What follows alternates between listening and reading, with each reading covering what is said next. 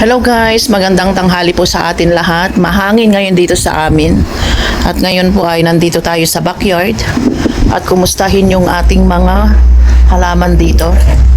Ito yung nana dito, kaso hindi sila nag-harvest ng mga kasama ko dito. Ayan. Ito yung cauliflower ito. Ewan ko kung kailan mamunga. Pero wala pa naman lumalabas na bulaklak niya.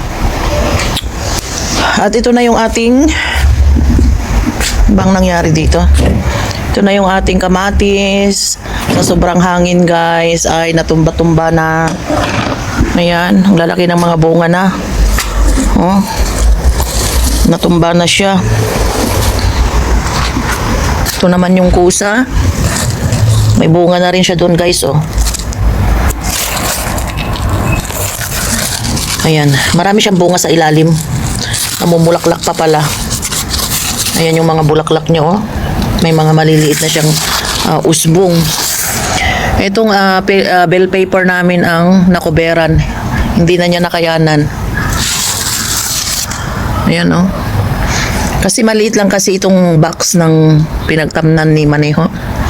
So ngayon guys ay kukuha tayo ng alugbati, ang aking paboritong alugbati. Ito yung bunga niya guys oh. Natanggal naman na. Ito yung bunga ng ating kamatis. At mayroon pang bunga dun sa ilalim. Ayun. Hinog na dalawa. Pero tanggalin ko na siguro. At iakyat na lang sa taas para makita ni Baba kung gusto nilang kainin. Ayan oh. Ayun. Kita nyo guys. Ito siya oh. Natumba na kasi itong kamatis. Kunin na natin kaysa mahulog pa. Sayang. Ayan.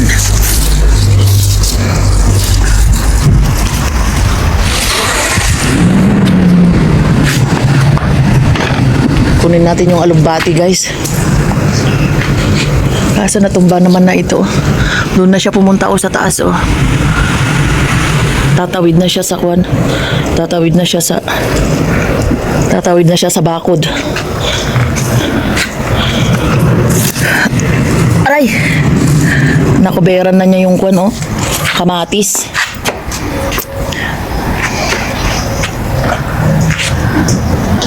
Kumuha pa ako ng upuan guys kasi hindi ko naman kayang abutin. Oh, dami niyang bunga guys oh. Nakakatuwa oh. Dami niyang bunga oh. Dami niyang bunga oh. Kaso hindi siya sabay-sabay na mahinog guys. Ayun oh. Kaso ito ang kukunin ko guys. Ayan oh. Nakita niyo yan? Ayan ang kukunin natin, alugbati. So aakyat tayo dyan sa upuan guys. Kasi masyado po akong malaki. Kaya kailangan natin umapak dyan sa upuan. Kaso naging ganito naman na ito oh. Kasi sabi ko kasi kay Maneho noon na dagdagan yung kon. Ayan guys oh.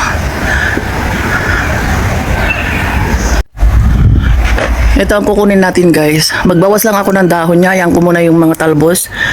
Kasi sayang, maliliit pa. Pero ito pwede nang bawasan yung talbos nito. Ito. Bawasan na natin para umusbong. Ito yung mga pinagtanggalan ko noon guys. Ayan, kung napapansin nyo yan. Ayan, pinagputulan ko yung mga yan. Kasi kung hindi natin puputulan yan guys, hindi siya dadami. Hanggang umaba lang siya ng umaba. Kaya kailangan natin bawasan na para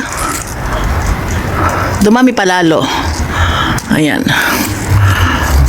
Ito malalaki ang dahon niya noon guys. Pero ngayon ay maliliit na. Kasi paakyat siya. So ayan guys, hindi ko nakuha lahat yung sa taas kasi hindi ko kayang abutin. Baka mabali yung stick na pinagdaanan nung spinach. Ayan guys, meron tayong sisilipin dito. May kusa pala na kulay yellow guys. Ito kusa ito guys. Kusa. Or zucchini. Meron palang yellow. Akala ko kwan lang green. Ayan, ang laki yun na sa baba guys, oh. 3. Tatlo yung nasa baba.